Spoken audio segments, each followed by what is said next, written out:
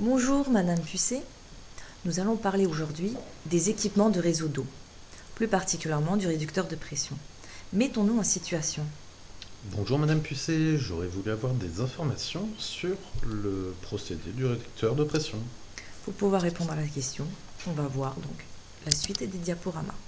Le réducteur de pression réduit la pression d'un réseau amont afin d'avoir la pression souhaitée en aval. Il permet ainsi d'éviter une usure prématurée des robinetteries, des pannes aux appareils ménagers, des fuites au raccordement. Il permet de réaliser des économies d'eau en évitant un écoulement permanent, des groupes de sécurité, un débit inutile à certains appareils, des fuites continues aux chasses d'eau. Il apporte du confort en évitant les sifflements, les vibrations et les coups de bélier dans les installations, des éclaboussures lors des puisages, en rendant plus simple le réglage des mélangeurs et mitigeurs. Lors de l'écoulement, le réducteur assure le bon fonctionnement de l'installation et la protection des appareils.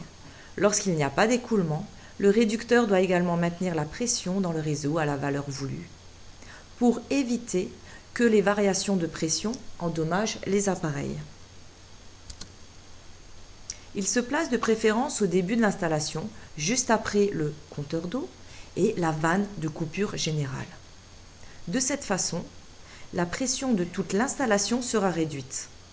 Le montage sur la canalisation d'alimentation de la production d'eau chaude sanitaire est vivement déconseillé.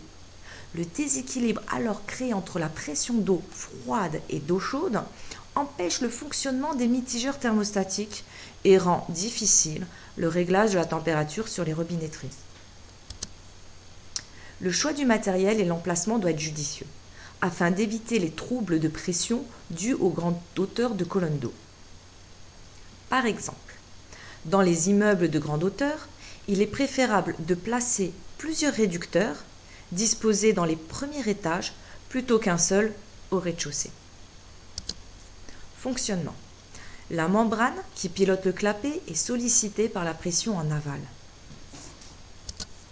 Lorsqu'il y a puisage, la pression en aval chute.